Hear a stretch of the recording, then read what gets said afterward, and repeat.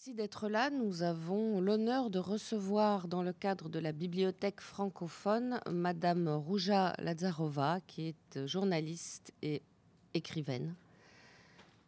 Et je vais passer la parole à Feroudja Alouache pour l'introduction de cette rencontre littéraire.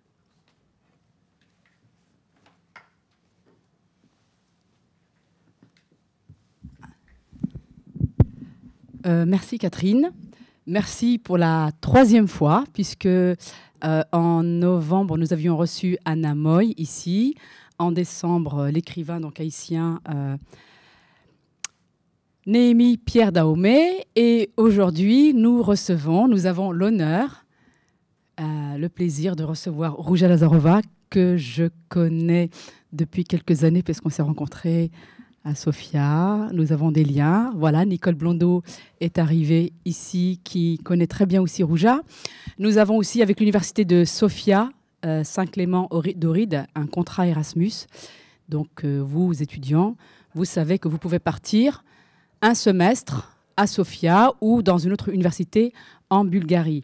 Alors, je vais d'abord commencer par excuser ma collègue Françoise Simazocci, qui est coincée dans les transports pour malaise voyageur sur la ligne 13.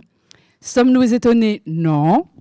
Alors, normalement, Rouja, donc, cette rencontre, ces rencontres de la bibliothèque francophone sont d'abord celles d'étudiants qui lisent les écrivains, qui viennent ici pour dialoguer avec vous. Et donc, si quelqu'un parmi la salle a fait des petites recherches et a envie de présenter Rouja, c'est bienvenu. Oui, non?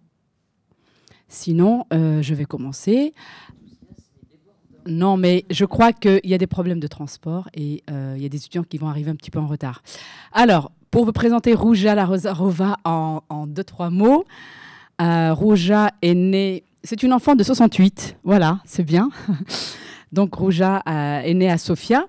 Elle a donc Sofia à l'autre côté du mur, puisque ses romans revisitent l'histoire du communisme. Pas que ça, mais entre autres, derrière le mur, donc en Bulgarie. Elle a fait des études au lycée français donc de Sofia, puis des études de littérature à l'université Saint-Clément d'Oride. Et elle a commencé à écrire en bulgare, très jeune. Elle a reçu un prix en 1990. Bien, peut-être que tu nous en diras tout à l'heure 2 ou 3 petits mots. Et elle a écrit 5 romans jusqu'à ce jour. Donc, Sur le bout de la langue en 1998, Cœur croisé en 2000, Frein en 2004, Mausolée en 2009 et Le muscle du silence en 2016. Voilà, donc je laisse la parole à Rouja. Donc c'est toujours la même, donc la formule est toujours la même, c'est-à-dire que Rouja va présenter pendant une petite demi-heure donc ses livres, son parcours, son rapport à la littérature, à la langue, puisque c'est de la littérature francophone. Et puis après, s'en suivra un débat avec la salle. Et ensuite, nous vous inviterons au cocktail. Voilà, merci. Merci, bonjour à tout le monde. Je suis très heureuse d'être là. Merci pour l'invitation. Et je vais me présenter et puis voilà, c'est surtout ce que j'attends. C'est un petit peu si après vous avez des questions, vous pouvez me les poser, on peut discuter. C'est plus intéressant que de discuter tout seul, que de parler tout seul. Donc je suis née en 68 à Sofia. Quand Feroudja a dit derrière le mur, elle parlait du mur de Berlin en fait.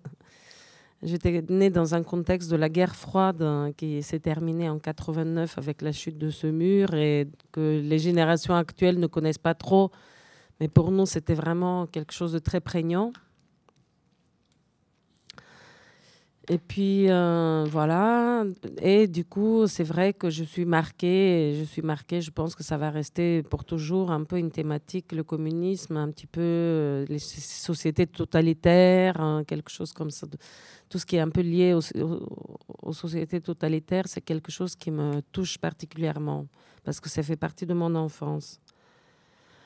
Donc, j'ai commencé à écrire assez tôt. Et surtout, j'ai eu la chance de publier très tôt, ce qui n'est pas le cas du tout normalement, a priori.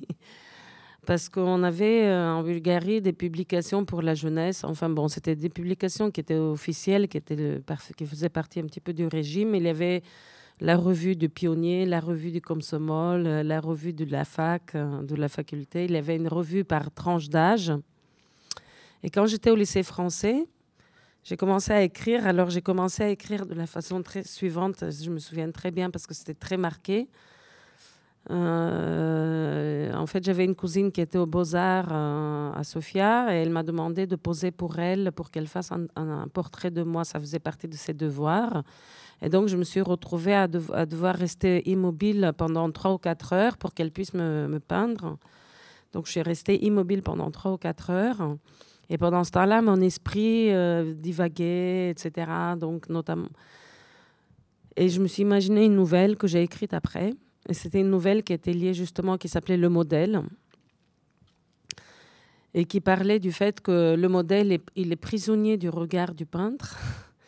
Et déjà, j'étais dans cette thématique un petit peu de l'observation, du fait de quand on observe, est-ce qu'on manque de liberté, on ne peut pas bouger comme on peut, on est contraint. Et voilà, c'était un petit peu autour de ça. C'était pas tant l'art que l'observation et le fait d'être prisonnier d'un regard. Et cette nouvelle, je l'ai apportée dans une de ces revues qui s'appelait Rodna Reč, qui veut dire langue maternelle ou quelque chose comme ça, enfin langue de naissance. Et elle a été publiée tout de suite. Et alors là, maintenant, ma mémoire flanche un peu. Mais je pense que c'est elle qui a eu un prix. Ou peut-être c'est ma deuxième nouvelle. Mais enfin, dès le début, j'ai eu vraiment des débuts très encourageants. Voilà, ça m'a encouragée de continuer parce que dès ma première nouvelle, elle a été publiée. En plus, on était payé un tout petit peu, quoi. Bon, c'était vraiment genre l'équivalent de peut-être 5 euros ou 2 euros, je me souviens plus trop, mais c'était très symbolique, mais c'était quelque chose pour nous, pour moi, c'était énorme. Donc voilà, dès le début, c'était très officiel mes débuts dans la littérature, et après, j'ai continué du coup à écrire des nouvelles comme une folle. Toute mon énergie adolescente, j'avais 14 ans à peu près, 14-15 ans, et toute mon énergie d'adolescente est passée un petit peu dans la littérature. J'ai écrit de nombreuses nouvelles comme ça qui sont sorties pour la plupart dans cette revue littéraire. Et j'ai continué Et du coup, j'étais assez intégrée quand je suis allée à la fac, j'ai choisi de faire... J'étais admise à 2 facultés. J'ai admise en journalisme, qui était toujours mon rêve, et en littérature française. Mais à l'époque, c'était encore 86-87. Les facs de journalisme produisaient vraiment des porte-paroles du pouvoir, quoi, en quelque sorte, parce que c'était encore le communisme. Et c'était vraiment un journalisme de façade. C'était pas du vrai journalisme. Donc, du coup, j'ai choisi de faire littérature française. Je me suis dit, le journalisme, on verra plus tard. Et à la fac de littérature française, j'ai retrouvé de lettres françaises. J'ai retrouvé toute une bande comme ça de gens qui écrivaient. Enfin bon, c'était c'était la fac de langue occidentale plutôt, ça s'appelait. Donc il y avait l'anglais, l'espagnol, enfin il y avait toutes sortes d'apprentissage de toutes sortes de langues. Enfin, les gens en général qui rentraient à la fac avaient appris ces langues et parlaient ces langues. On approfondissait, on étudiait surtout les littératures de ces pays. Et donc, tout en apprenant les littératures françaises de A à Z, en quelque sorte, on a commencé un apprentissage à partir de la littérature du Moyen-Âge jusqu'à la littérature moderne. Et parallèlement, j'étais un petit peu impliquée dans cette vie un petit peu parallèle des écrivains de l'époque, écrivains, traducteurs. Et c'est coïncidé avec cette période de la glasnost, qui était une période d'effervescence, parce qu'il y avait une sorte de dégel venu de l'Union soviétique, notamment de la censure, et on commençait à pouvoir traduire des écrivains occidentaux, des écrivains de pays de l'Est qui étaient auparavant censurés et qu'on ne connaissait pas du tout. Donc c'était le début, une sorte d'ouverture d'esprit, une période d'ouverture qui était très, j'ai des souvenirs très forts. On se réunissait une fois par semaine. une fois par semaine, c'était plus formel, quoi. C'était le mardi soir, mais sinon, tout le temps, toute la journée, il y avait une petite rédaction dans cette université. On se retrouvait plusieurs fois par semaine, on discutait, on faisait une revue qui a changé de nom, qui s'appelait Arm. À un moment, à partir de 86, je pense, elle s'appelait Arc Maria, où commençaient à être publiés les premiers textes. Par exemple, je me souviens que Borges, par exemple, a été traduit peut-être là-bas. Moi, je me souviens que j'ai traduit Milan Kundera, qui n'était jamais traduit auparavant. J'avais traduit des extraits de l'art du roman pour la première fois. C'était pas son texte le plus emblématique, mais j'avais trouvé ce livre-là par hasard. Je me souviens plus comment exactement. Donc c'est ce que j'avais chez moi. Donc c'est pour ça que j'ai traduit ces extraits-là. Et voilà, donc c'était un petit peu ma jeunesse littéraire où j'étais vraiment très embarquée dans la littérature. Après, j'ai émigré en France. Pourquoi je suis partie? Parce que si vous voulez, on a fait la révolution en 89, on a fait les grèves, on a occupé la fac pendant des semaines et des mois. On sortait plus que de la fac, on faisait des assemblées générales, on luttait contre... Parce que, si vous voulez, chez nous, le régime est tombé le 10 novembre, le lendemain de la chute du mur. Le dictateur a été destitué, mais c'était une sorte de révolution de régime, c'est-à-dire c'est les ministres du gouvernement ont destitué le dictateur, mais ils sont restés au pouvoir. Donc nous, on voulait qu'il s'en aille aussi, quoi. Et qu'il y a des vraies élections. Je me souviens que nos premières revendication était de faire tomber l'article 1 de la Constitution, et cet article 1 stipulait que le parti politique le parti communiste était au-dessus de tout, qu'il décidait de tout, etc. Donc nous, on était contre cet article 1 et on voulait ces élections, on voulait multipartisme, liberté de la presse, etc., etc. Donc c'était super de faire la révolution. Il y avait des grèves de la faim, parce qu'il y avait des petites avancées tout au long de cette année 90, à partir de fin 89 et sur toute cette année 90. Il y avait des petites avancées, l'article 1 tombé, les premières élections étaient programmées. Voilà, on revendiquait aussi des syndicats libres, parce qu'il y avait un syndicat, mais c'était le syndicat officiel, c'était un peu le syndicat d'État, quoi. Mais aux premières élections libres, c'est le Parti communiste qui l'a emporté de nouveau largement. Et ces premières élections ont été entachées de plein de fraudes. Il y avait des observateurs internationaux qui étaient venus, notamment de la France, qui avaient dit c'est pas du tout des élections comme il faut, quoi. On a payé les votes, on a mis des bulletins dans les urnes, voilà, de façon incontrôlée. Enfin bon, ça a été complètement acheté et perverti en quelque sorte. Donc ces premières élections ont été gagnées par les communistes, qui sont du coup restés au pouvoir. Et moi, je me suis dit non, mais c'est pas possible, ce régime va jamais partir. C'est moi qui va partir. À partir de ce moment-là, parlant le français déjà, ayant presque terminé mes études, j'avais pas encore terminé, mais je connaissais bien la langue française. Je connaissais un petit peu la littérature quand même pas mal, je pense. Et tout, j'étais en 4e année peut-être, je sais pas, je me souviens plus trop, mais 3, 4e par là. Et j'ai commencé à chercher à partir. Je suis venue en un voyage de reconnaissance. Ah oui, puis je fais une parenthèse pour une deuxième partie de ma vie, la partie plus journalistique. Si vous voulez, avec le début, il y avait quand même, parallèlement à tout ça, il y avait le début de la presse libre. Il y avait les premiers journaux libres, et moi j'ai commencé à collaborer à un journal qui s'appelait Eco Glasnost, Eco d'écologie et Glasnost de Glasnost. Donc je fait quelques petites interviews, quelques petits exercices comme ça journalistiques, un petit peu. J'ai appris sur le tas, en quelque sorte, avec des gens, des personnes plus adultes, plus âgées que nous, qui nous apprenaient à faire ça. Et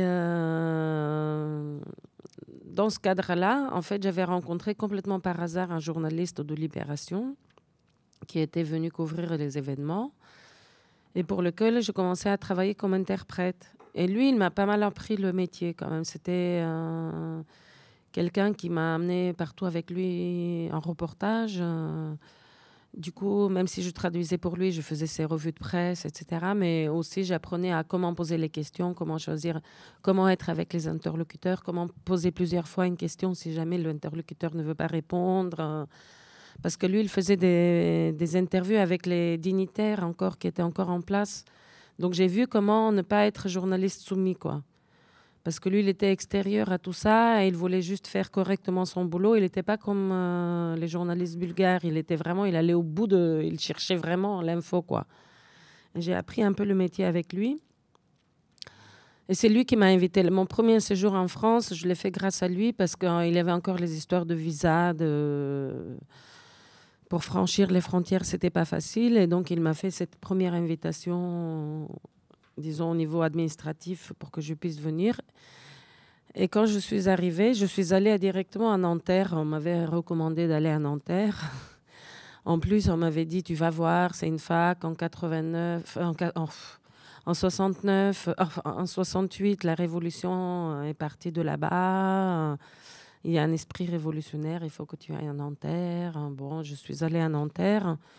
J'ai discuté avec un prof et j'ai dit que je voulais faire un mémoire en sciences politiques sur la transition démocratique. En fait, c'était plus sur la Macédoine à l'époque parce que la Yougoslavie commençait à se disloquer, l'ex-Yougoslavie. Et je voyais le truc arriver, quoi. Je me suis dit, il aura la guerre, il a eu la guerre.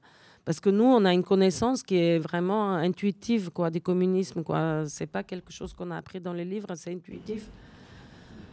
Donc, le monsieur m'a dit, d'accord, il m'a dit qu'il allait m'inscrire. Enfin, bon, il m'a fait les papiers comme quoi il m'inscrivait dans sa fac. Donc, je suis rentrée à Sofia, j'ai demandé une bourse au gouvernement français. J'ai eu cette bourse et je suis revenue en France avec de façon officielle, quoi, avec une carte d'étudiante,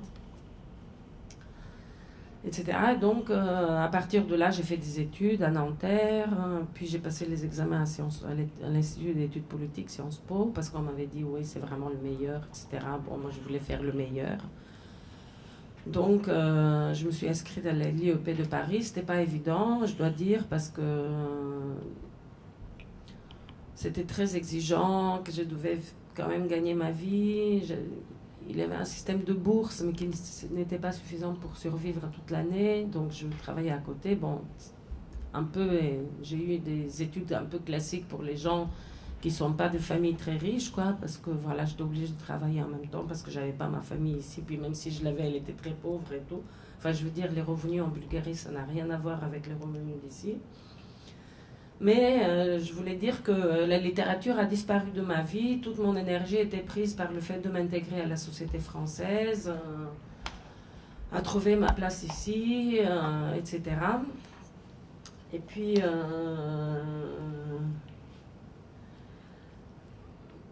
j'ai terminé mes études. Je voulais faire du journalisme. C'était pas facile. C'est un milieu très fermé.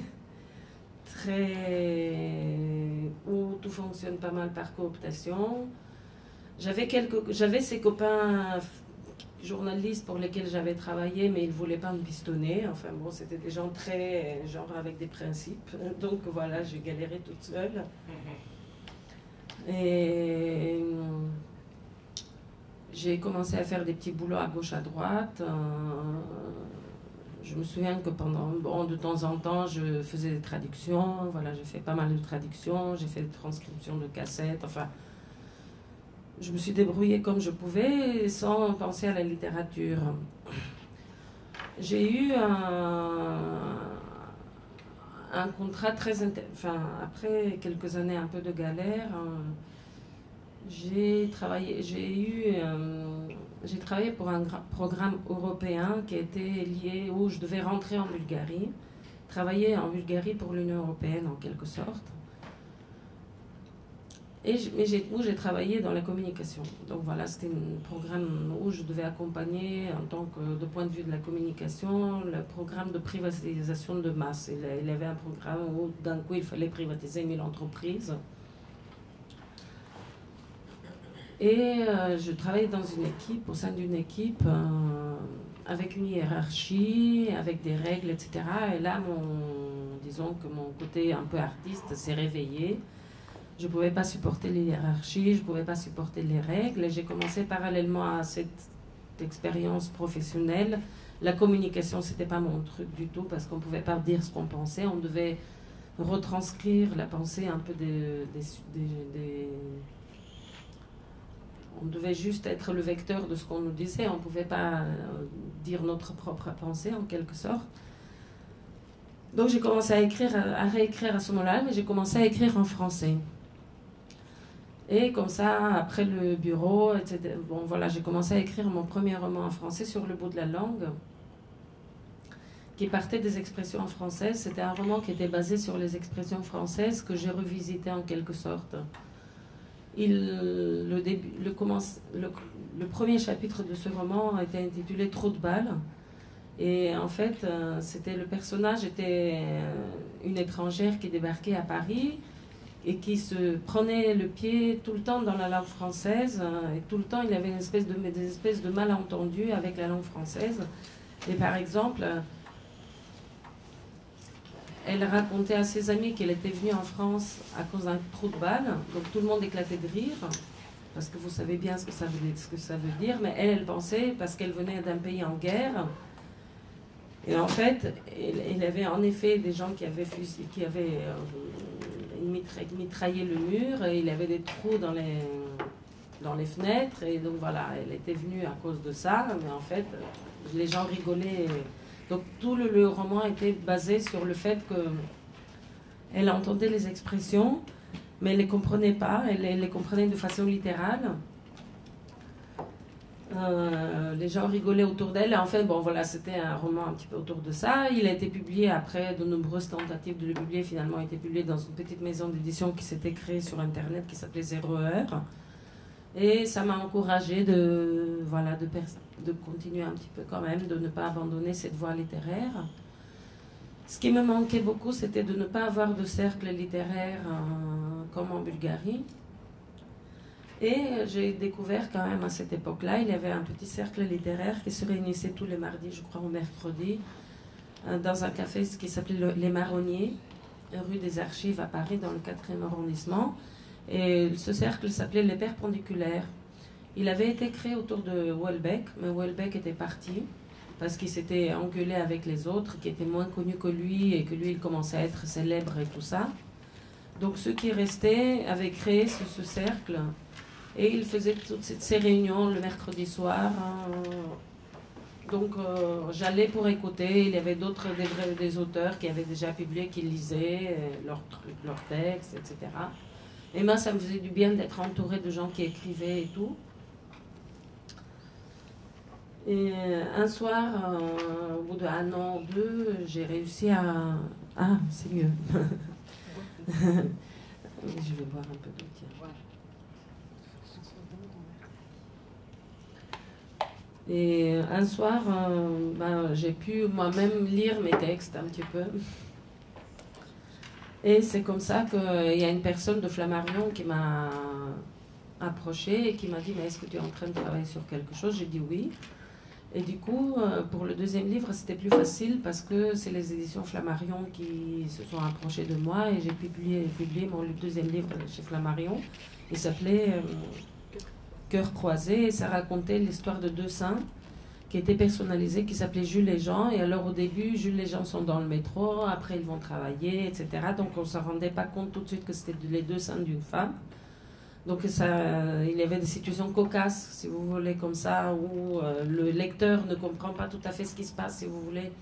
Il pense que c'est deux mecs qui font leur boulot et tout, mais finalement on va s'apercevoir que c'est les deux saints d'une femme. Donc voilà, c'était une façon de parler du regard des hommes. Enfin, c'était déjà une façon de parler de... que je sais pas comment dire, mais... des difficultés, de l'inégalité, un petit peu des difficultés d'une femme d'être dans la société, quoi, en quelque sorte. Et de se bagarrer dans la vie. Le personnage était complètement une Française. Cependant, elle venait de la province, parce que pour moi, c'était toujours cette lutte, quoi, de faire sa place, quoi, dans la société. Donc elle venait de province, elle arrivait de Paris et elle faisait ses études à Sciences Po. C'était pas à Sciences Po, c'était pas nommé, mais c'était une grande école et pour moi c'était une occasion de raconter la difficulté de faire sa place dans une grande école où il y a beaucoup de snobisme, beaucoup de gens qui sont arrivés là uniquement parce qu'ils sont les enfants d'eux, n'est-ce pas? Et c'était ça mon deuxième roman. Après, j'ai poursuivi ma vie. Ça a été toujours un peu difficile. Bon, c'était moins difficile parce qu'entre-temps, j'ai réussi à... Ma vie privée était plus facile, était devenue plus facile, disons, pendant ce temps-là. Parce que j'avais quelqu'un, je n'étais plus toute seule. J'ai écrit un troisième roman qui s'appelle Frein. Alors là, c'était plus inspiré de mon expérience de motarde, parce que j'ai été motarde pendant 10-15 ans. Bon, pendant un moment, j'étais juste passagère, mais après, j'ai passé mon permis et j'ai eu 2 motos dans ma vie, tout simplement, mais j'ai conduit pas mal d'autres motos. Et voilà, cette expérience de motarde, j'ai adoré la moto. Et dans la moto, comme je suis toujours marquée par cette expérience de société totalitaire, j'ai trouvé que la conduite de la moto était semblable à celui qui vit dans une société totalitaire, parce qu'en moto, il faut être toujours paranoïaque. Mais c'est vrai, il faut être paranoïaque tout le temps pour éviter d'avoir un accident. C'est-à-dire, il faut regarder plus que ce qu'on voit, quoi. Il faut regarder tout le temps à gauche, à droite. Il faut regarder les flaques d'huile par terre ou s'il y a des cailloux. Il faut être un peu sur ses gardes tout le temps pour éviter d'avoir des accidents. Donc c'était l'histoire d'une femme avec sa moto. Bon, je vais pas raconter tous mes romans dans le détail. C'était ça la moto. Et puis après, bien sûr, il y a des années qui se passent entre chaque roman, n'est-ce pas? C'est pas non plus l'un après l'autre. Et après, je m'étais déjà intégrée dans la société française. En 98, après, sur le bout de la langue, j'avais réussi à commencer à travailler comme journaliste. Bon, très sporadiquement, mais j'avais déjà commencé à pouvoir publier quelques articles par-ci, par-là, un article par-ci, un article par-là. Donc, je commençais à me faire un petit peu ma place, très petitement, mais quand même, un petit peu à peu, des petits pas dans le journalisme. Notamment dans un nouveau magazine qui se lançait, qui s'appelait Transfert, à l'époque. Donc voilà, je m'étais vraiment intégrée dans la société française. Et à partir de ce moment, j'étais complètement intégrée dans cette société. D'un coup, le passé est revenu. Et d'un coup, je me suis dit, pourquoi ne pas raconter finalement le communisme? Et je me suis dit, bah dis donc, c'était pas évident. Je voulais vraiment parler de ce sujet parce que je sentais que mes camarades français et mes amis ne comprenaient pas tout à fait ce que c'était. Et j'ai commencé à travailler sur ce roman à partir de 2005, à peu près 2006. Après, le livre sur le motard est sorti en 2004.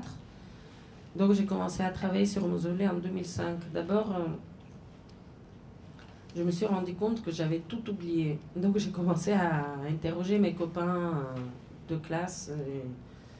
D'abord, j'ai commencé à interroger mes copains, vraiment en me disant, mais comment c'était, qu'est-ce que tu te souviens? Parce que moi, je me souviens de rien et tout, je prenais des notes.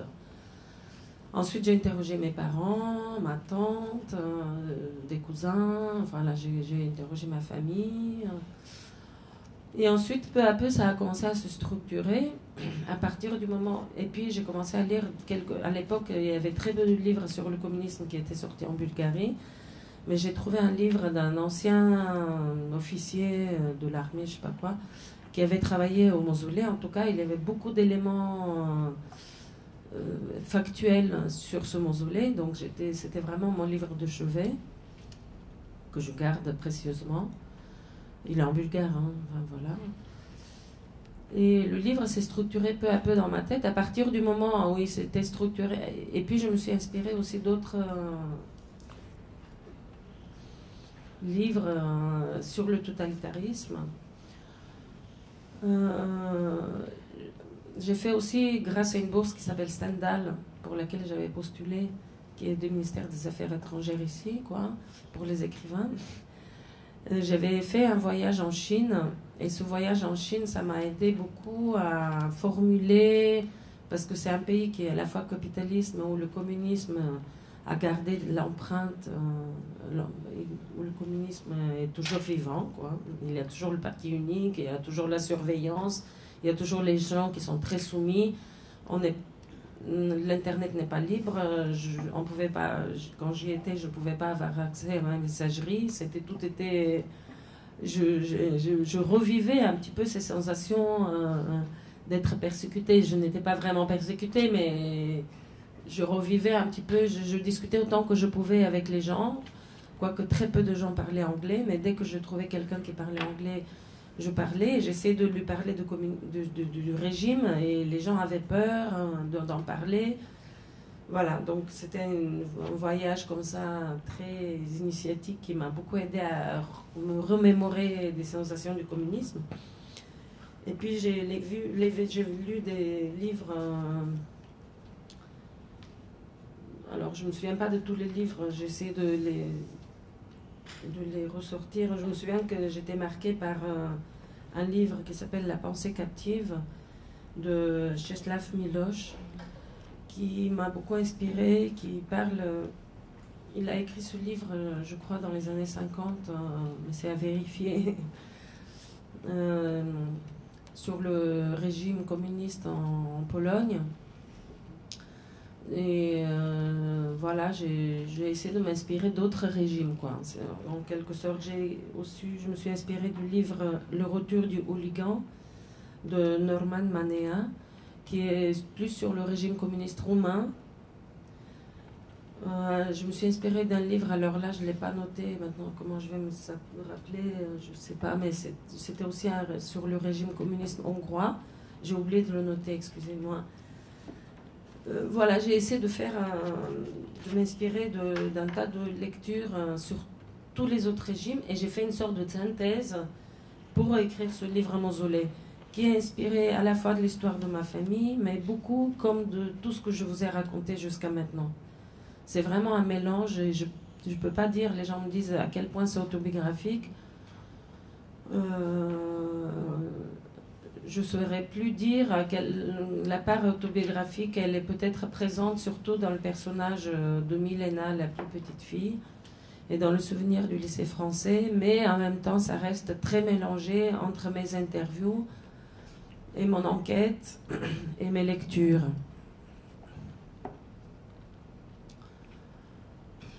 Je suis un peu fatiguée. Est-ce qu'on peut passer à des questions-réponses avant de continuer à me présenter ou... Oui, tu as dépassé largement la demi-heure. Bon, merci. Vas-y. Alors, je prends le micro avant de le donner à Françoise qui nous a rejoint et qu'on est très content de retrouver. J'ai l'impression, en t'écoutant, Jacques, que, en fait, de ton parcours, dans ta biographie orale de la Bulgarie à Paris, sur le bout de la langue, où la personne arrive en France en passant par Cœur Croisé, cette expérience de la différence de quelqu'un qui vient de la province à Paris, à Frein, j'ai l'impression qu'il y a une cohérence dans l'évolution narrative de ce que tu racontes, et c'est presque normal que tu dises à un moment donné, finalement l'histoire m'a rattrapé, même si je me souviens de rien, mais le communisme m'a rattrapé, le passé est revenu. Et donc tu écris Mausolée, et c'est très intéressant parce que je pensais que tu allais finir sur le dernier roman de 2016. Non, mais Le muscle du silence, parce que c'est très bien, parce que dans Le muscle du silence, tu retournes au passé, mais tu es dans le passé que tu le fais vivre avec le psychanalyste. Bon, t'en parlera après. Je trouve qu'il y a vraiment une très très belle cohérence dans le parcours de ton écriture. Je ne sais pas pourquoi. Je vais d'abord laisser la parole à la salle, comme toujours. Et puis aussi, donc, juste avant que la collègue Françoise, avec qui nous co-organisons la bibliothèque francophone, nous dise 2 petits mots. J'ai quand même prévenu la ligne 13 et le malade voyageur. Donc, merci Firouzja, et merci à vous d'être là. Je suis désolée d'être en retard. Je venais de province. Ça avait plutôt bien marché, le TGV, et j'ai été bloquée par la ligne 13. incident de voyageur, invalide, et du coup ça a tout bloqué. Mais bon, je suis absolument ravie de vous rencontrer, et puis j'aurai peut-être des petites questions à poser après. Alors j'ai raté le début de votre présentation, mais déjà ce que vous dites sur le mélange, moi j'avais une petite question sur la part biographique évidemment.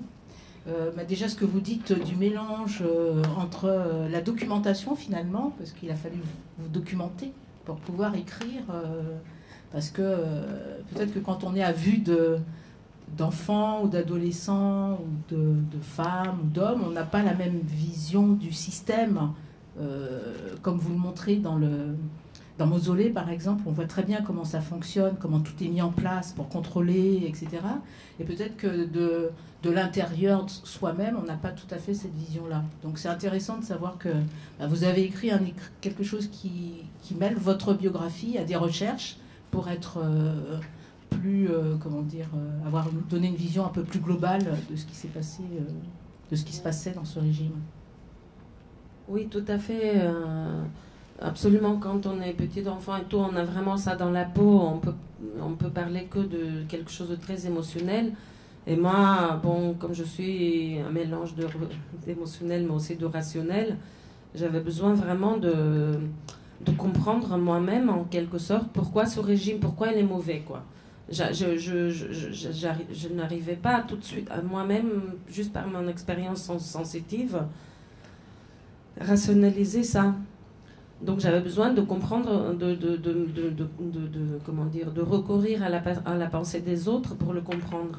Donc j'ai lu des bouquins que je ne vais pas faire la liste. Je suis désolée, je peux la faire par la suite. Je peux préparer une liste des ouvrages que j'ai lus qui m'ont enrichi. Mais ce que je voulais, pourquoi j'ai pris le micro, c'est que du coup je pense que j'ai réussi à... Voilà, bon, je sais pas, j'ai fait ce que j'ai fait. Mais en Bulgarie, le roman a été accueilli. J'ai eu la douche froide, notamment par des personnes plus âgées qui étaient très méprisants et qui me disaient qu'est-ce que tu as vécu toi? Tu avais à peine 20 ans, même pas 20 ans, quand tu es parti, enfin quand le régime s'est terminé, donc tu n'en savais rien. Qu'est-ce que tu as pu bien faire? Ils ne voulaient même pas le lire, le livre. Et en fait, je pense que c'est cette lecture d'autres auteurs sur les régimes communistes en général qui m'ont permis à donner plus de corps au livre, voilà, à dépasser le peu d'expérience que j'avais finalement. Mais ce que je trouve intéressant, c'est que finalement, vous avez écrit un roman familial, puisqu'il y a plusieurs générations, plutôt des femmes d'ailleurs, on est plutôt du côté des femmes. Et en fait, je pense que, comme vous le dites, il doit y avoir une sorte de mémoire transgénérationnelle, quelque chose, comme vous dites, c'est là, enfin, c'est cette paranoïa, ce sentiment de devoir se méfier. J'ai bien aimé la métaphore de la moto tout à l'heure, quand vous dites il faut voir plus que ce qu'on voit. Il faut voilà, hein, il faut aller au-delà de ce qu'on voit. Et peut-être que quand on est enfant, il y a des choses qu'on ne voit pas, mais c'est là quand même, quoi. Et donc vous avez aussi peut-être hérité de ça, enfin à travers le personnage, hein, et à travers ce que vous racontez de votre propre vie, hein. Je crois que c'est quelque chose qui est là. Il y a dans d'autres domaines où c'est un peu comme ça. On hérite de quelque chose qui est là, on ne sait pas bien d'où ça vient, mais on sait qu'on l'a en soi. Et bon, ça justifie peut-être d'écrire, même si on n'a pas l'expérience comme on vous l'a reproché. Oui, absolument. Il y a cette chose qui est inscrite un peu dans les gènes, Oui. cette histoire familiale, parce que ça vient par l'éducation aussi. On nous apprend à être paranoïaque, etc. Mais à part l'instinct de paranoïa, ce que j'appelle paranoïa, mais en tout cas, il y a un autre instinct qui est celui de la soumission. Quand on est né dans un pays totalitaire, on courbe les chines, on est tout le temps... On a appris à se soumettre. Et moi, ce que j'ai appris en France, en arrivant ici, cette liberté, c'était pour moi un choc de voir que les gens pouvaient dire ce qu'ils pensaient, qu'ils pouvaient manifester, qu'ils pouvaient ne pas se révolter, même s'ils n'obtiennent pas forcément toujours ce qu'ils veulent, mais ils obtiennent peut-être parfois ou peut-être non. Mais moi, je ne suis pas habituée à demander, je suis habituée à toujours me faire plus petite, à toujours... comme ça, ça c'est l'autre réflexe qu'on a hérité du communisme, la soumission, quoi. La parole est à la salle. Bon, la dernière fois, je suis au déplaceur. Si vous voulez, je suis mon métier. Est-ce qu'il y a une question? Donc, je pense que je vais commencer. Très bien. Tu te mets devant la caméra, Damoun, comme Non, ça. j'aimerais bien me cacher. Comme moi, j'habite aussi dans un totalitaire. Merci d'être venu avant tout. Et, je voulais savoir, en fait, vous avez dit qu'au départ, vous écrivez en bulgare. Ah oui. Et puis, en France, vous écrivez plutôt en français. Je voulais savoir comment ça s'est fait, cette transe. Est-ce que vous vous sentez plus à l'aise en écrivant en français par rapport au communisme? Est-ce qu'aujourd'hui, vous écrivez aussi en bulgare par rapport à cette période-là ou pas? Juste savoir comment vous ressentez. Voilà, merci. Merci pour cette question. Alors, j'ai commencé à écrire en français sans me poser trop de questions au départ, juste parce que je vivais ici et que ma vie était déjà ici, du coup, voilà. Au départ, c'était très laborieux, c'était très difficile, vraiment... au départ, j'ai des souvenirs surtout de travail, quoi. J'ai pas de souvenirs de m'éclater complètement, voilà, dans l'écriture. Et c'était très laborieux. Je relisais beaucoup, je faisais relire, je demandais tout le temps des conseils. Donc voilà, c'était vraiment les premiers livres, que ce soit Cœur croisé, Sur le bout de la langue, Cœur croisé, voire Frein, je commençais à me libérer un peu, mais c'était un peu... c'était un peu quand même encore très laborieux. C'est Mausolée qui m'a libérée le plus, mais je pense que j'avais déjà accumulé une certaine quantité de travail et je m'étais intégrée la langue française grâce au travail et je l'avais déjà incorporée vraiment suffisamment pour commencer à trouver des libertés, pour me sentir libre. Et à partir d'un certain temps, à partir d'un moment, c'est devenu très plaisant parce que ce que je commençais à faire, c'est un petit peu, alors du coup, à jouer avec la langue française et à trouver des métaphores qui n'existent pas du tout en français et qui dérangent les Français en quelque sorte, qui les interpellent et qui viennent d'un mélange en fait. Et ce que je donne comme exemple souvent, enfin j'ai l'impression quand je ferme les yeux, si je ferme les yeux pour écrire, j'écris en français, mais c'est comme si j'ai pas fermé complètement le robinet du bulgare, donc ça continue encore un petit peu à couler, comme ça fait un petit mélange, j'écris en français mais il y a un petit peu de bulgare encore dedans.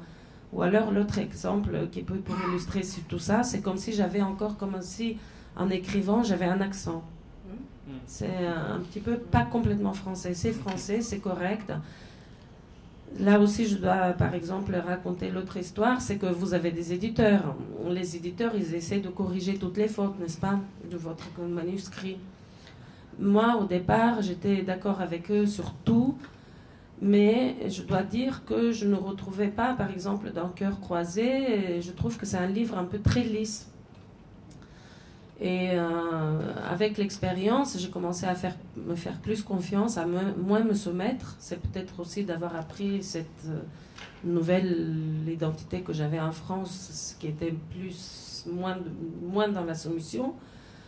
Et dans Mausolée, par exemple, je me suis beaucoup plus défendue et j'ai défendu quelques métaphores ou quelques expressions qui n'étaient pas... voilà, je me suis défendue de garder un petit peu ma propre identité littéraire, quoi, par rapport aux exigences des éditeurs qui étaient toujours de tout corriger, que ce soit complètement lisse.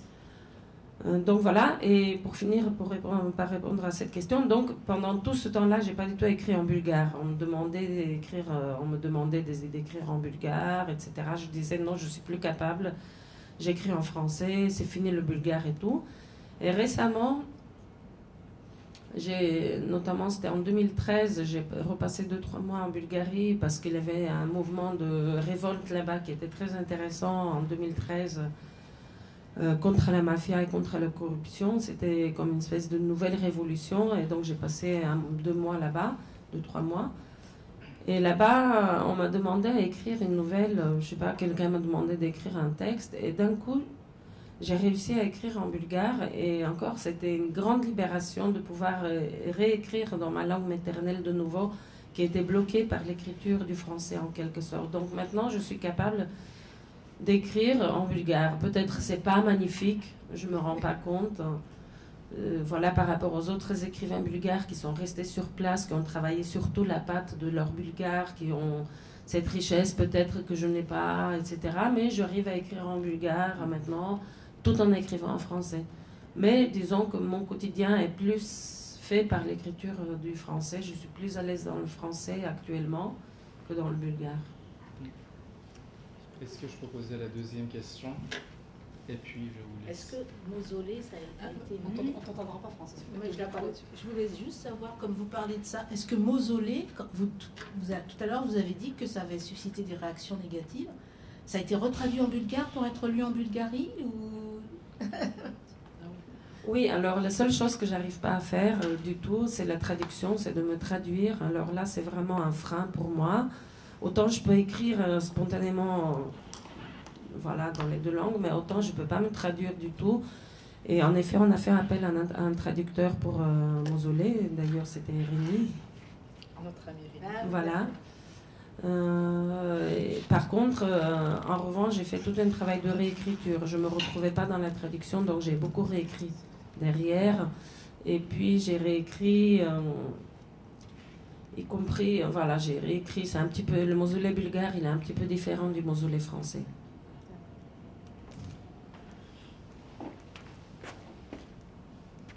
Je voulais vous demander si le personnage du psychiatre dans le livre Le Muscle du silence, c'est un personnage réel ou pas, parce qu'aujourd'hui, vous avez dit que quand vous étiez journaliste, vous avez appris comment reposer la même question et reformuler pour avoir finalement la réponse.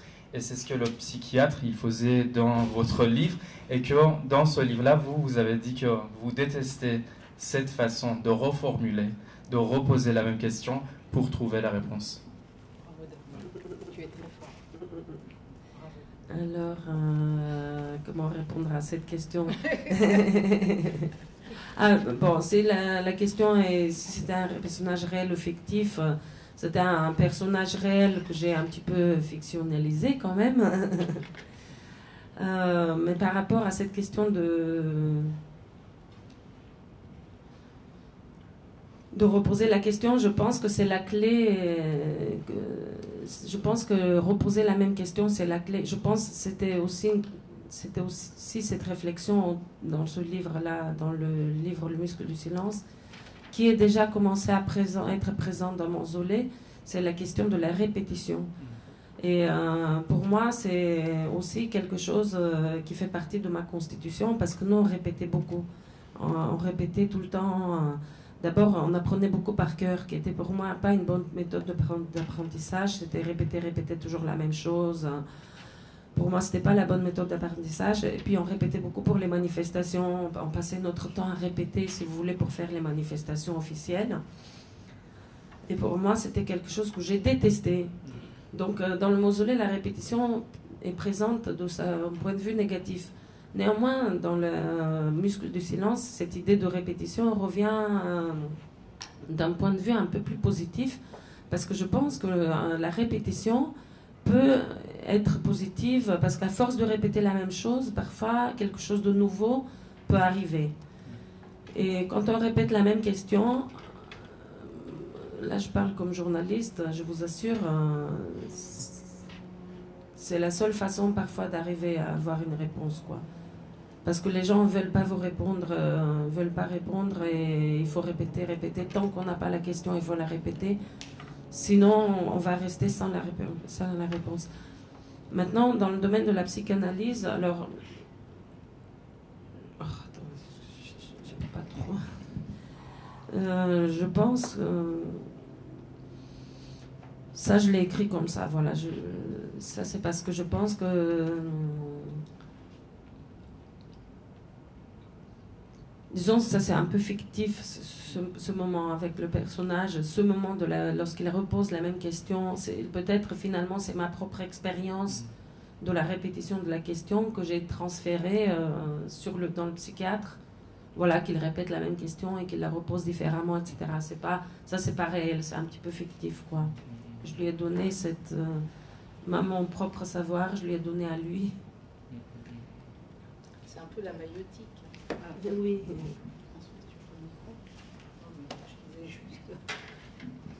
Est-ce que... Oui, une question. Badis.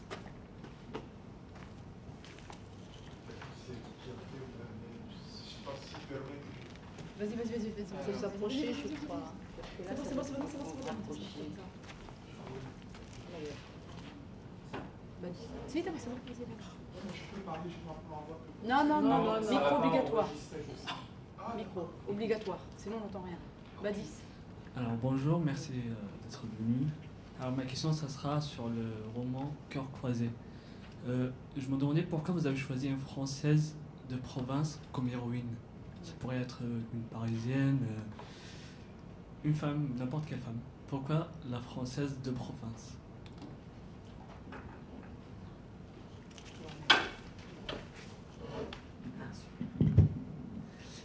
Écoutez, parce que quand j'étais à Nanterre, comme étudiante, j'avais des copines et il y avait des étudiantes de province. Et j'ai remarqué qu'elles avaient un sentiment d'étrangeté. Elles se sentaient à Paris comme étrangères. Donc, elles avaient une expérience proche de la mienne. Donc, c'était une façon de traiter de l'étrangeté à Paris, quoi. Et je pense aussi que, comme j'ai dit tout à l'heure, un petit peu cette bataille à Paris. Paris, c'est une ville très dure, quand même, c'est la capitale, c'est une grosse capitale et c'est une ville qui est extrêmement difficile. Pour faire sa place dans cette ville, il faut se bagarrer vraiment beaucoup. Et je pense que c'est plus difficile pour quelqu'un qui vient de l'extérieur que pour quelqu'un qui est né à Paris. Donc c'est cette expérience de l'étranger, quoi, en quelque sorte. Ça me permettait le côté provincial me permettait de traiter cette thématique finalement de l'étranger. Même si c'était un Français, il restait français, mais il n'était pas tout à fait parisien, quoi, voilà. Il n'était pas du tout parisien, il était étranger. Question. Monsieur. Ouais, Ousmane et après monsieur. Monsieur, il faudra vous rapprocher. Mettez-vous là, monsieur. Ousmane, bien le micro.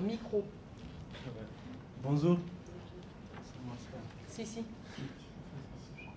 Merci d'être venu.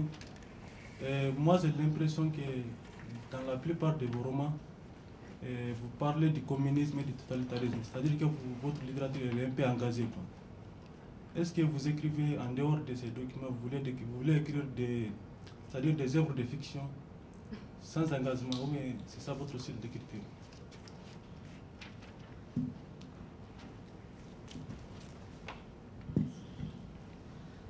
Alors, je ne sais pas encore. Je ne sais pas encore. Là, par exemple, j'ai écrit un nouveau roman qui est très fictionnel, qui se passe dans un cirque. Ça n'a rien à voir avec... voilà. Mais malgré tout, dans ce roman, il y a des personnages qui viennent un petit peu du monde entier, de différents pays du monde. Donc, j'essaie de faire une confrontation des histoires de chacun. Il y a un vieux monsieur qui vient de l'Amérique latine, qui a vécu la dictature de droite, ce que j'appelle les dictatures de droite, le totalitarisme de droite. Et il y a un monsieur qui vient de la Tchéquie, qui a vécu le totalitarisme de gauche. Voilà, ils se confrontent. Voilà, finalement, il y a des jeunes qui connaissent rien de tout ça, qui sont légers et tout, mais quand même, le narrateur... oppose toutes ces histoires du 20e. Pour l'instant, je suis trop hantée, moi, par le 20e siècle. Et je reste une enfant de la guerre froide. Et je me sens assez engagée avec ça, même si je sens que les enjeux du monde aujourd'hui ont beaucoup évolué. Bon, il y a le Daesh, il y a le totalitarisme... quoique c'est un totalitarisme islamiste, en quelque sorte. Et Bohème Sansal en parle un petit peu dans ce roman 2024, je ne sais plus. 2084, pardon, excusez-moi, oui. Et voilà, il y a d'autres enjeux, il y a le problème du réchauffement climatique, et il y a plein d'autres sujets sur les... S'il vous plaît, nous vous informons que le réseau Wi-Fi ne fonctionne pas. Merci. On est prévenus, on est prévenus. Et, mais disons que moi, mon engagement, il est là. Moi, mon engagement, c'est cette histoire que j'ai vécu la guerre froide, que je trouve qu'elle est peu enseignée et peu comprise en Occident. Chez nous, elle est oubliée aussi. Et je garde la mémoire de cette guerre froide et je crois que je vais continuer à fonctionner avec ça. Maintenant, on verra dans l'avenir, peut-être. Je ne sais pas si je vais devenir... de ne pas être concernée par ça. Je ne sais pas. Je sais pas.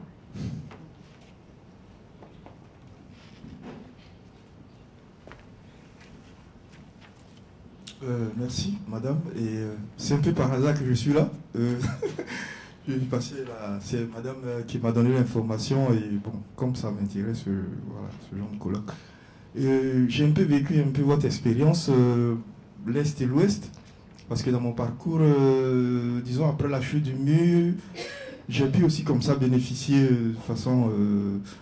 à l'époque, j'ai bénéficié d'une bourse aussi. Et donc, ça m'a fait découvrir l'Allemagne de l'Est et de l'Ouest. Et donc j'ai vu un peu les vestiges du communisme et les commentaires que les gens faisaient, la Stasi en Allemagne de l'Est, mes collègues et tout ça, qui en parlaient. Et donc par rapport à ça, quand vous parlez d'être étranger à Paris, ou la provinciale qui vient à Paris, qui se sent un peu comme étranger, effectivement, tous ceux qui passaient de l'Est à l'Ouest, même dans le même pays, étaient comme des provinciaux. Donc c'est un peu ça, voilà, donc c'est parfaitement comparable.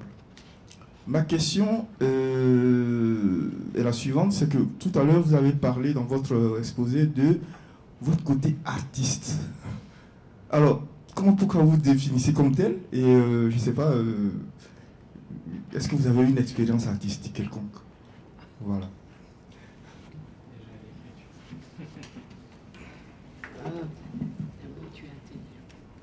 Quand je parlais de mon côté artiste, je voulais peut-être que j'aurais dû plus dire mon côté écrivaine, dans ce sens-là, parce que je me sépare en deux un petit peu. Mon côté journalistique, où vraiment il n'y a quasiment aucune créativité. Enfin, moi en tout cas, ça dépend des journalistes, mais moi, dans mon domaine, je considère que dans le journalisme, il y a... En tout cas, tel que moi je conçois la créativité, et je ne vais pas parce qu'il y a d'autres collègues journalistes qui vont se vexer parce qu'ils trouvent qu'il y a un côté créatif dans le journalisme, vous voyez.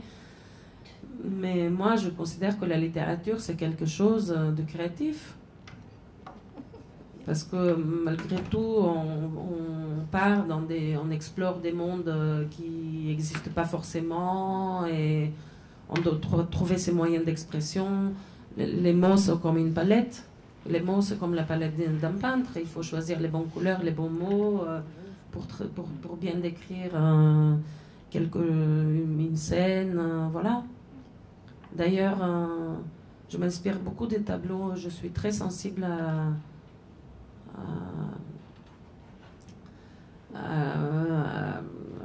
à l'art pictural, aux beaux-arts, quoi, à la peinture. Et ça, je l'ai plus travaillé dans le livre Le muscle du silence, où il y a plein de tableaux cachés.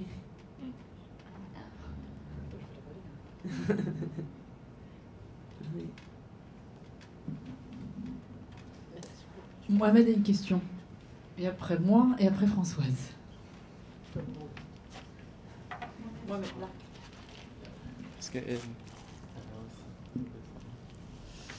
Bonjour. Alors en fait, j'aurais juste une petite question. On nous a donné un devoir à faire pour cette semaine et je me suis dit que ce serait intéressant de vous poser cette question-là, vous aussi. Quel est votre rapport à la langue française ou le bulgare? Alors comment est-ce qu'elle est venue à vous? Qu'est-ce que vous en pensez? Et qu'est-ce qu'elle représente ces deux langues-là pour vous?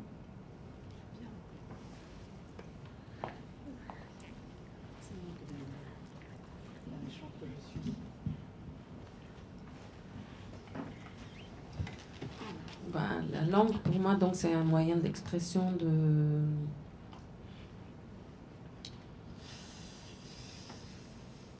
Enfin, j'ai déjà un petit peu parlé de tout ça, donc je risque de me répéter.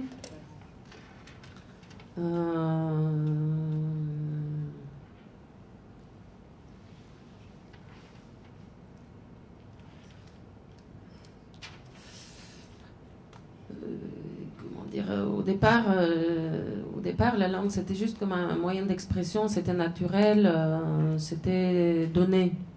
Voilà, c'est donné, on l'a appris par sa mère, voilà, c'est donné. Après, pour le français, appris à l'école, par les professeurs, par les enseignants, voilà, transmission, etc. Là où ça a commencé à changer, c'est un petit peu comme le peintre avec ses couleurs, pareil, qui commence un petit peu à travailler la langue. Là, à partir d'un moment, on se rend compte que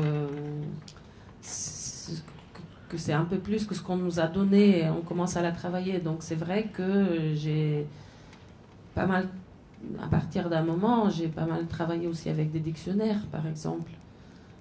Des dictionnaires, par exemple, alors le thésaurus, ça s'appelle, ou c'est un dictionnaire qui est vachement, alors moi, je suis un peu nulle quand même, je suis pas non plus, et en plus je suis quelqu'un qui oublie tout le temps, donc si j'ai pas sous mon nez le truc, je peux pas trop en parler.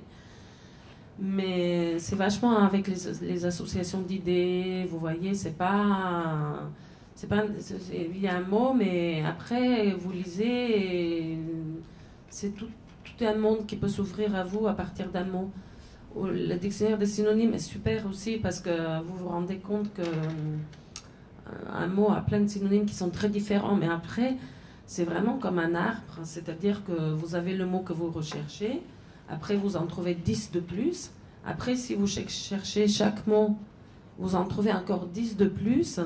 Donc voilà, après vous arrivez à trouver de plus en plus, de façon de plus en plus précise, ou alors ce que vous voulez dire, ou alors justement vous avez le mot, vous avez trouvé le mot le plus précis par rapport à ce que vous voulez dire, mais finalement cette précision, ça ne convient pas en tant qu'écrivain ou en tant qu'écrivaine. Mais du coup, vous allez choisir le mot flou, le mot qui est imprécis, mais vous en toute conscience. Vous voyez, donc vous allez rester dans le flou, mais en toute conscience, vous allez rester à côté de l'objet. Ensuite,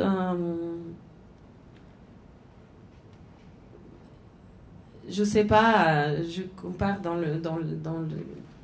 j'ai beaucoup réfléchi aux mots dans le livre sur le bout de la langue, sur le bout de la langue, le muscle du silence. À un moment, elle dit...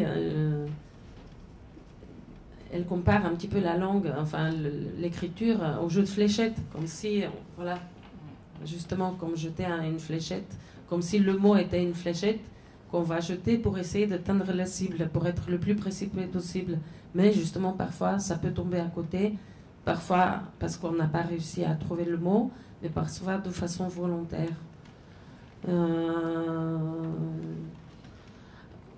Là, je n'arrive pas à répondre vraiment à votre question. Je parle de façon comment ça me vient un petit peu, ce qui me vient à la tête, mais j'arrive pas à répondre vraiment à votre question.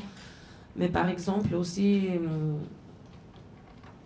dans le muscle du silence, ce que je voulais écrire, justement, c'était comme par rapport à si je me comparais aux peintres, qui par exemple, les peintres très figuratifs, qui vont voire même impressionnistes, vous voyez, mais qui sont dans le figuratif, qui vont rendre une réalité au réaliste, vous voyez, d'une façon à ce qu'on se reconnaisse par rapport à la peinture abstraite.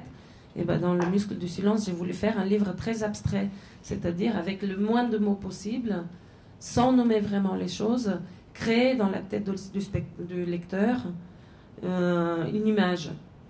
C'est-à-dire, par exemple, au lieu de décrire une maison avec sa porte, ses fenêtres, ses murs blancs, son toit rouge, la petite fumée qui sort de la cheminée, vous voyez, de l'être très dans le descriptif, et ben de dire seulement tache blanche, tache rouge sur fond vert, par exemple, je donne un exemple, pour que de cette façon-là, le lecteur arrive à finalement s'imaginer, à comprendre que c'est une maison, sans que j'ai utilisé le mot fenêtre, sans que j'ai utilisé le mot porte ou mur.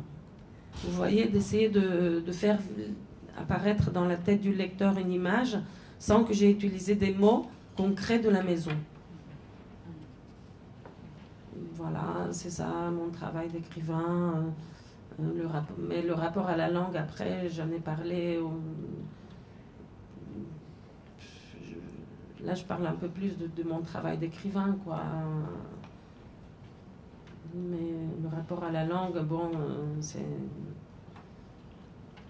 vraiment... Après, il y a aussi un côté plaisir, quoi, je veux dire, dans l'écriture. Et dans le rapport à la langue, c'est une question d'amour aussi. C'est quelque chose que j'aime.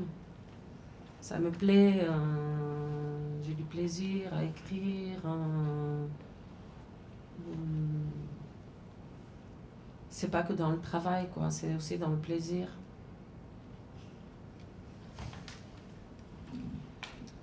Je prends le micro. 1 minute. Je crois que c'est bien que tu aies fini sur... C'est aussi une question de plaisir et d'amour. Je crois qu'il y a de ça, parce qu'on a parlé aussi en cours de...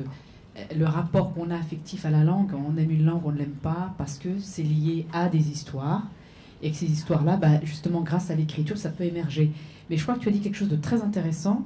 Tu as dit, quand on nous donne la langue, donc la mère à l'enfant, par exemple, ou la famille à l'enfant, tu as dit, quand on la travaille, on obtient plus que ce qu'on nous a donné.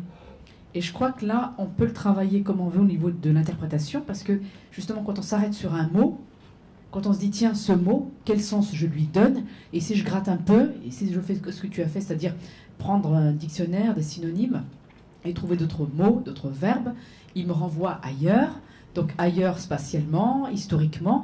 Je crois que c'est ça aussi que j'ai envie de vous faire, et je crois que c'est important. Ça lui revient. Ça revient. Non, c'est juste pour vous faciliter, je ne sais pas ce que vous devez faire, etc.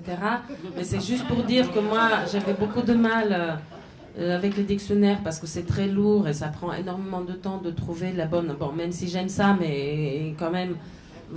Non, en fait, voilà, je vais dire la vérité. Par exemple, pendant un moment, j'écrivais grâce à des résidences d'artistes. J'allais à résidence, c'est-à-dire en province. Donc, parce que ça existe... Ça me permettait de soulever mon studio. Enfin bon, je me débrouiller avec l'argent, etc. Ou parfois, on a des résidences d'artistes où je vais en fin fond de la France, en Franche-Comté, ou dans le Nord, ou dans le Sud, en Camargue, j'ai été. Et du coup, je me suis déplacée pendant 2 mois. Je vivais dans des petites maisons pour écrire.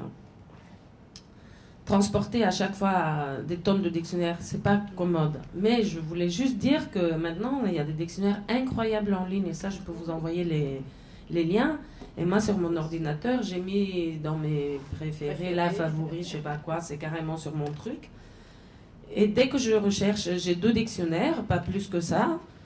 Et dès que j'écris même pour le journalisme, alors, c'est pas non plus tout le temps, parce que parfois, il faut que j'aille vite dans le journalisme. En tout cas, parfois, c'est une question de vitesse.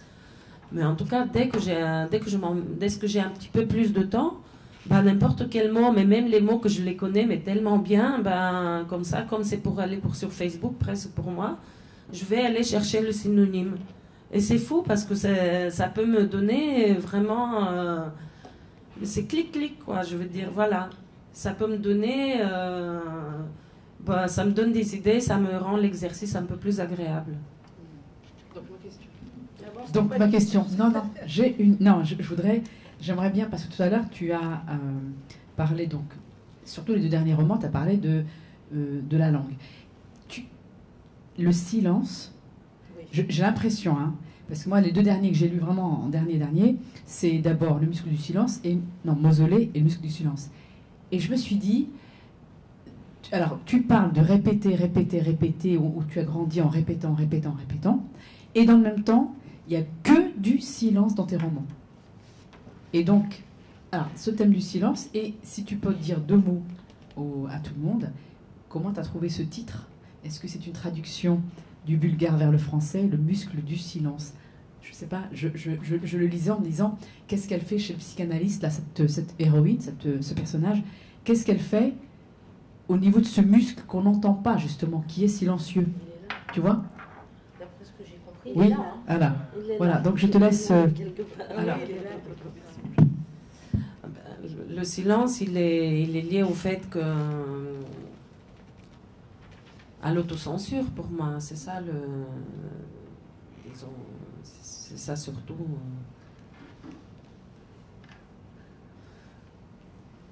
au fait que, c'est ce que je dis, c'est ce que je décris un petit peu dans le muscle du silence, au fait qu'on a peur de parler dehors, parce que si on parle dehors, parce que c'est dangereux, parce qu'on risque de se attirer des ennuis si on est sincère, si on dit la vérité.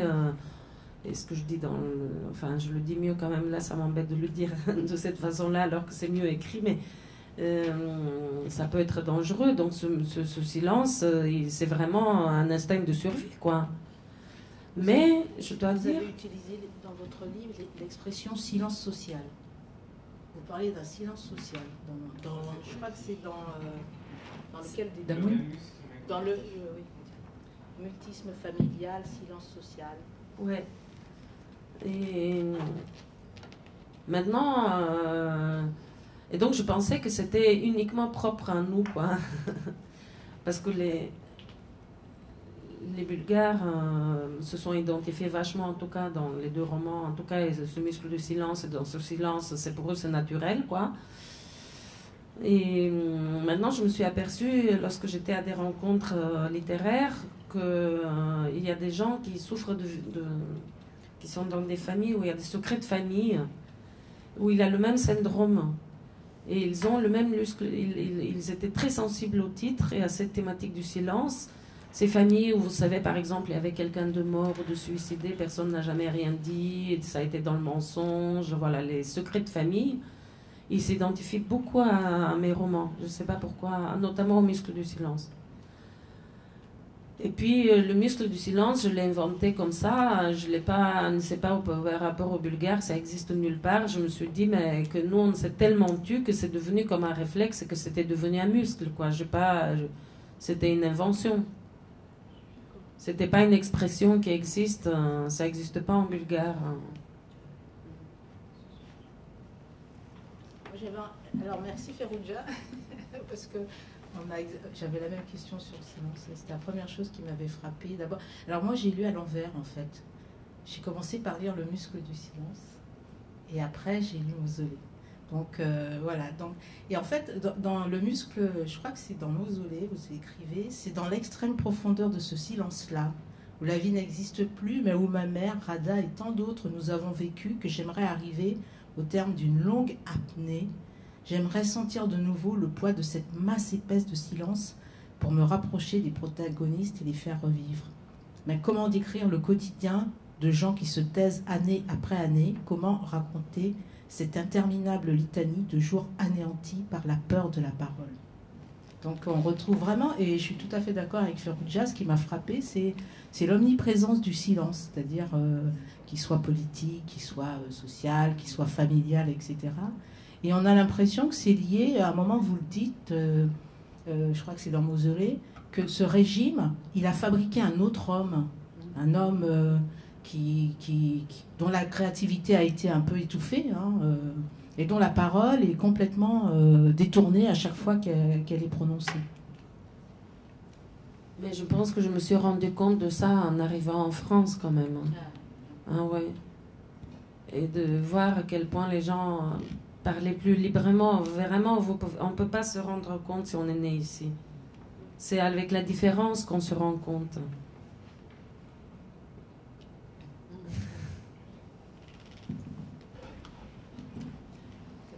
Oui, Gabriella, une question. Avant qu'elle pose ses questions, est-ce que je peux dire deux phrases par rapport à ce que vous dites? En face de son muscle du silence, on confronte à la notion, enfin pas à la notion, mais au terme des vomissements. Oui. C'est comme si son muscle n'arrive pas à parler et ça réagit par les vomissements. Et ces deux images sont très forts en fait. Voilà. Merci de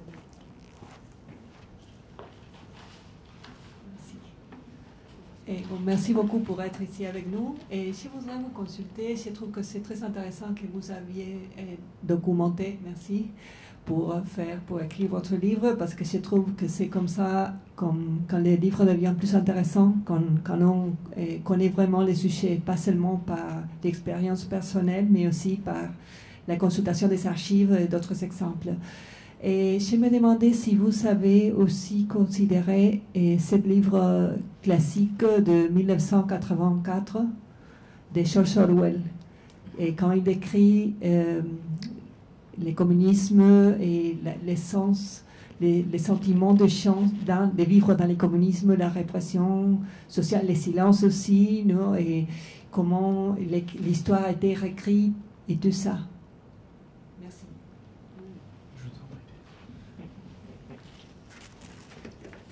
Alors, moi j'ai eu une rencontre très forte avec ce livre parce que si vous voulez, vous n'allez pas me croire, mais c'est la vérité. Quelqu'un l'avait apporté en Bulgarie en français. J'avais une fille qui je sais pas, elle avait fait un séjour en France. Elle était un petit peu privilégiée parce que ses parents travaillaient à l'ambassade ou je sais pas quoi. Elle avait apporté 2-3 livres en cachette en français, un Beckett, fin de partie je pense, encore un théâtre de l'absurde, je sais plus ce que c'était, et le 1984. Donc j'ai lu en 1984 George Orwell en français en Bulgarie. Je me suis identifiée, ça a été d'une force, ça a été incroyable, j'étais stupéfaite. Pour moi, ça a été énorme, quoi. Par contre, je dois dire que quand j'ai écrit Mausolée, je ne l'ai pas relu. Pas du tout. J'étais plus... je cherchais plus des expériences concrètes, quoi. Et je voulais juste rajouter, parce qu'il est trop... il a bien lu tout ça, je vais lui dire la vérité. Par contre, ce qui est vrai, ce qui relève de la réalité, c'est cette phrase. On me l'a dit un jour et ça m'a beaucoup aidé. C'était le relien entre les vomissements et les paroles. C'est que quand on ne parle pas, il y a quelque chose d'autre, que ça nuit. Et voilà. Donc ça a été vrai. En fait, je voulais juste que tu continues sur la réflexion lancée par Gabriella. C'est-à-dire que, en fait, en lisant ce livre, je me disais, tu as quand même bien trouvé, vous avez trouvé, comme on l'a dans les romans, des espaces de liberté, tout petit. Alors Françoise a lu un beau passage, mais il y en a un autre, par exemple, où les prostituées polonaises, ou je ne sais plus, par exemple, pour ne pas qu'elles se soient attrapées, eh bien, on les prévenait, même si les hommes arrivaient en disant police, etc., que tout le monde avait peur, on arrivait quand même à résister. Donc, est-ce que tu peux nous parler juste un peu de ces petites poches de liberté, comme ce roman, justement, qui t'a dit, mais non, tu n'es pas toute seule. Parce que la petite, la Milena, dans le roman, comme sa maman Rada, avant, dans les années 60, elle était quand même rebelle par rapport à l'école. Pourquoi le... Mais voilà, mais dans un système entre guillemets totalitaire, ou en tout cas où on voulait le bien de tout le monde, vous avez quand même trouvé des petits espaces de liberté. Et la petite, j'allais te dire toi, mais la petite dans le roman, elle dit tout le temps à sa mère, mais pourquoi un petit costume? Mais j'ai froid, il neige, pourquoi est-ce que je mets qu'une chemise avec une blouse au-dessus? Pourquoi est-ce qu'on répète toute cette fanfare pour rien? Et surtout ce mausolée, quoi. Cet homme mort dedans. Ce serait bien aussi que tu nous en dises 2 petits mots, par exemple, tu vois, où vous tournez autour de ce tombeau, vous avez tous peur. Tout fonctionne sur la peur de ce qu'on ne connaît pas et qu'il ne faut surtout pas voir, quoi. Et qu'il ne faut surtout pas interroger. Alors là, les questions se sont succédées. Et pour la résistance, heureusement, et ça c'est vraiment mon espoir en général, c'est que même chez nous, à l'époque où c'était tellement, vraiment la Bulgarie c'était un régime assez dur, hein, comparé à d'autres pays communistes et tout, mais la Roumanie c'était très dur aussi, hein, mais bon.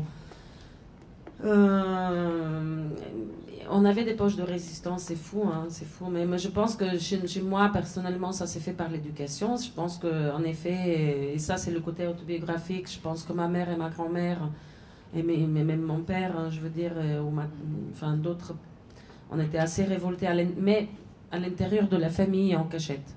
Mais il y avait une liberté, c'est-à-dire qu'au moins on nous donnait une notion de la vérité. Alors que moi, j'en connais d'autres gens que même dans leur famille, on ne leur disait pas, on leur disait juste « tu te soumets ». Alors que moi, on me disait « tu te soumets, mais tu te soumets à quelque chose qui n'est pas la vérité, qui est le mensonge, mais c'est nécessaire pour ta survie. Mais voilà où est la vérité. » Donc, j'avais une curseur, quoi, en quelque sorte. Et on avait des poches de résistance, heureusement, et il y avait comme partout, il y avait de temps en temps des écrivains qui étaient dissidents, il y avait de temps en temps des livres qui sortaient, qui étaient, mais ça je le raconte un petit peu dans Le muscle du silence, des écrivains ou aussi des caricaturistes, on dit, ou je ne sais plus comment, dessinateurs, voilà, qui de temps en temps sortaient un livre ou quelque chose, après ça disparaissait, mais de temps en temps il y avait l'expression de cette pensée subversive qui arrivait à se faire jour, quoi. Et les autres en profitaient quand même. Après ça disparaissait. Mais il y a toujours eu de temps en temps des poches subversives. Comme ça, nous, où est-ce qu'elle était chez nous Nous, quand j'étais jeune, par exemple, ce qui était subversif, c'était d'écouter John Lennon, la musique. Les Beatles, même, c'était subversif. Ça peut avoir l'air complètement débile, mais c'était subversif. Voilà. Je me souviens, il y avait un mur d'un immeuble, c'était devenu le mur de John Lennon à Sofia. Il y avait quelqu'un de jeune de parmi nous qui a dessiné les petites lunettes de John Lennon. Putain, les lunettes de John Lennon, c'était vraiment un crime, quoi, de les écrire, alors que quand même, lui, il était plutôt de gauche, justement, qu'il était pacifiste, c'était rien de grave, quoi, il n'était pas... Voilà. Donc la résistance, ça existait et elle s'est transmise. Et il y avait une autre question alors que... Non, mais ce qui est très intéressant, et c'est vraiment passionnant, c'est que pendant que tu parlais, j'avais mis un petit mot à Damoun. Je lui disais, ce que tu es en train de raconter toi, c'est exactement ce que raconte Marjane Satrapi dans Persépolis, où en fait, dans la maison, on parle de tout, mais dehors, on va faire semblant d'eux. C'est génial, mais franchement, voilà. Mais c'est exactement ça, c'est-à-dire que la gamine à la maison, bon ben voilà, on peut écouter de la musique, mais attention, on peut pas l'acheter dehors, enfin on fabrique tout à la maison. C'est génial, Persépolis, c'est fabuleux. Merci les Iraniens. Excuse-moi, mais je crois que dans tous les régimes totalitaristes, c'est comme ça. Dans tous les régimes totalitaristes, c'est comme ça, hein, je crois. Je crois que c'est ce qui réunit les gens, hein, ce qui fait que quand vous rencontrez d'autres personnes, vous dites qu'il y a des choses que vous avez en commun avec des gens qui ont vécu ailleurs, d'autres dictatures. On retrouve beaucoup ça, hein, la séparation entre l'intime. D'ailleurs, à un moment, vous le dites, dans ce régime, l'intime est interdit. C'est l'intime, ce qui peut être l'objet de la création, etc., c'est interdit. On est soi-disant dans le collectif, etc. Donc on doit masquer son être profond, ce qu'on est, ses pensées, etc. En rajoutant à ce que vous avez dit, dans le même livre, elle avait dit je comprenais leur souffrance, le totalitarisme m'avait doté d'une grande empathie pour la souffrance d'autrui.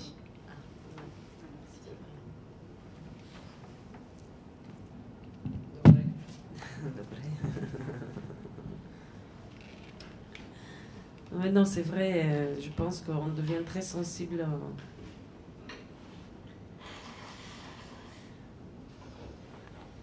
Ouais, je réfléchis.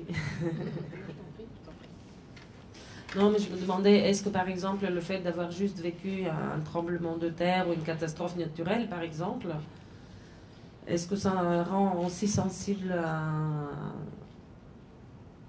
la souffrance d'autrui comme ça? Je sais pas. Je sais pas. Peut-être. De toute façon, ça devient si c'est souvent. Oui. De toute façon, quand on a vécu quelque chose un peu de traumatisant, ça ouvre l'esprit. Si on s'en est sorti après, ça ouvre l'esprit. Mais bon, moi je recommande pas, malheureusement, de vivre le totalitarisme.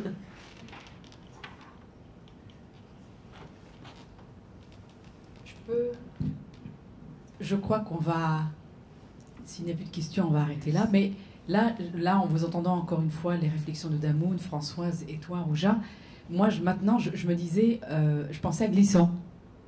Voilà, bon, tu disais, quand on a vécu un tremblement de terre ou une catastrophe, ou, je sais pas, je veux dire des choses pas très jolies, mais un viol dans la famille, quand on a vécu des choses effectivement traumatisantes, tu dis, on ne peut pas ne pas être sensible au monde, mais je crois que glissant, il le dit.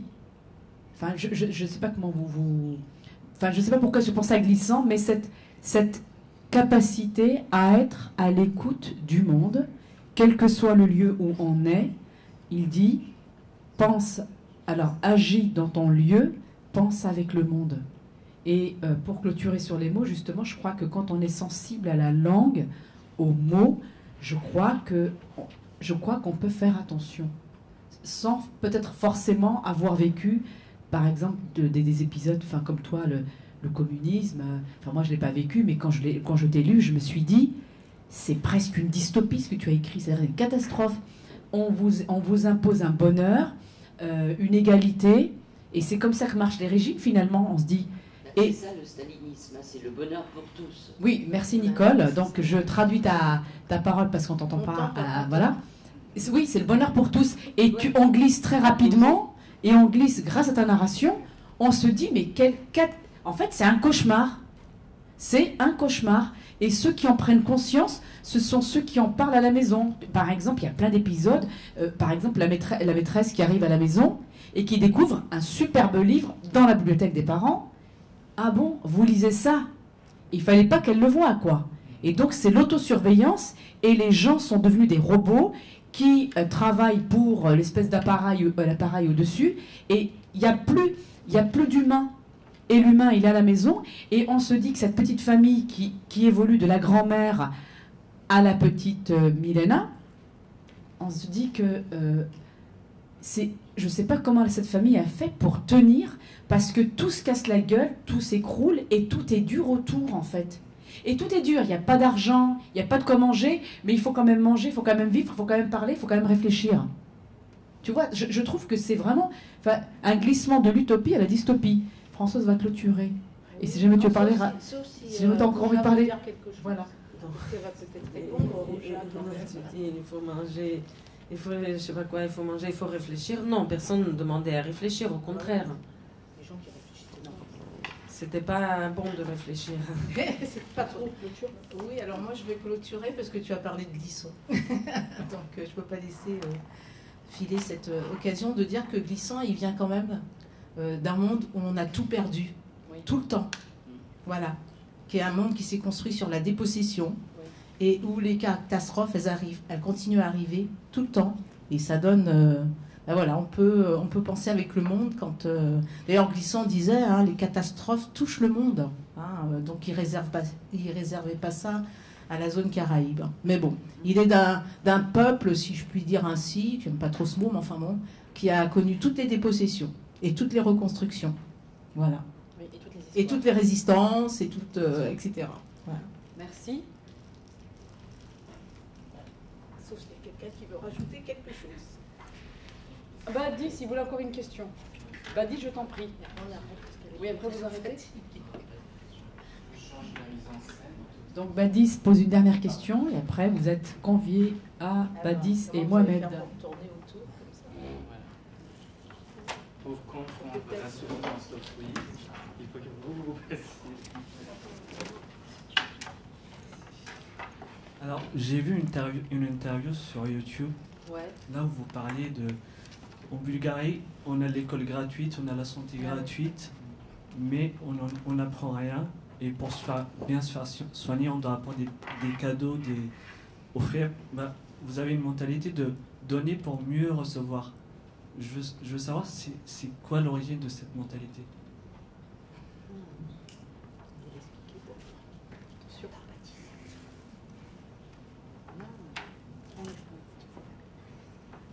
C'est une interview dans laquelle je ne parle pas de la Bulgarie d'aujourd'hui, mais de la Bulgarie de l'époque déjà. Ça, c'est... oui, je disais que dans cette interview, je disais l'école est gratuite, mais on nous apprend des mensonges. Donc à quoi ça sert une école gratuite qui nous apprend des mensonges et après pour la santé c'était gratuit mais c'est vrai qu'on devait tellement enfin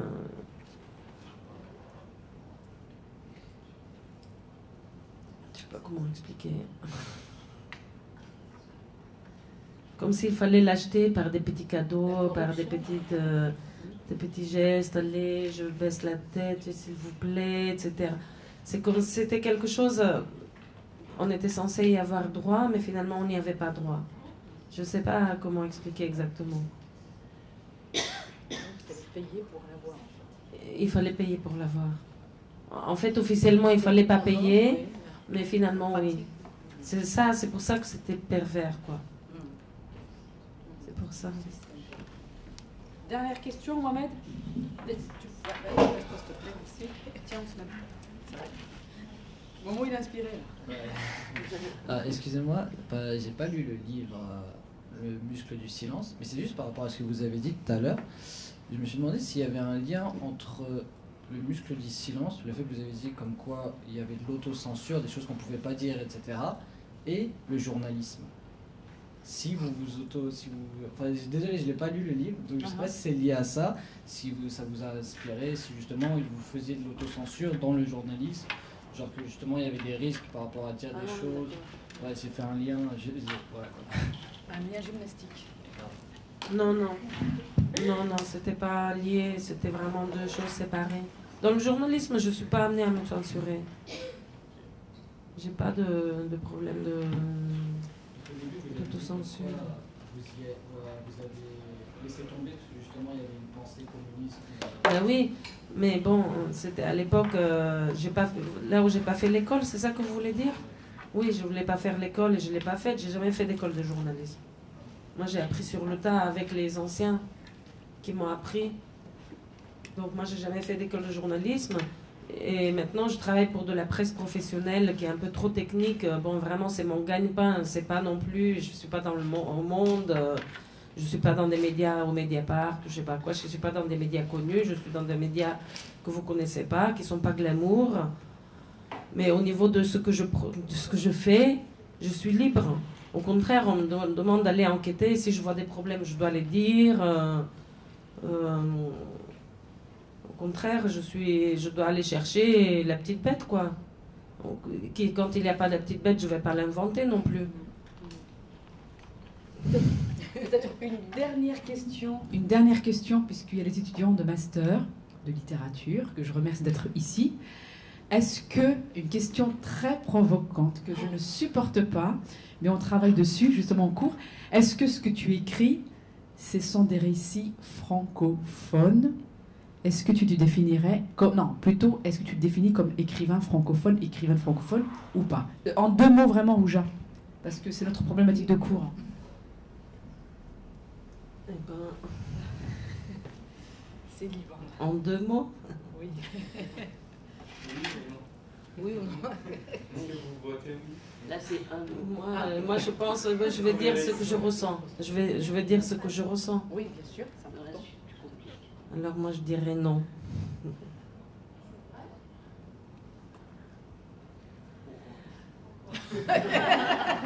2 mots, mais après... Damoun. En fait, on peut dire que si on réfléchit dans le cadre des j'ai chaud en plus. J'ai de l'eau. En effet, maintenant, quand j'y réfléchis, je me dis oui, en effet, dans le cadre des... En fait, oui. Moi, peut-être c'est mon côté de ne pas vouloir me classer, je sais pas. Probablement, si on doit me classer quelque part, c'est dans cette case-là. Mais parce que je dis non, puis vous me direz, mais alors où est-ce que tu te classes? Alors je sais pas, finalement. Donc, Oui, les classements, c'est pas bon, en fait. Bah, voilà, même pas, mais ouais, bien sûr. D'accord. C'est bien? Je sais pas.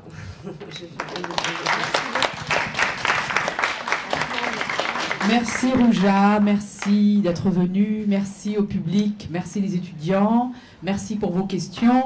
Merci Catherine pour le pot, pour l'invitation, pour les locaux. Merci infiniment. Le 25 mars.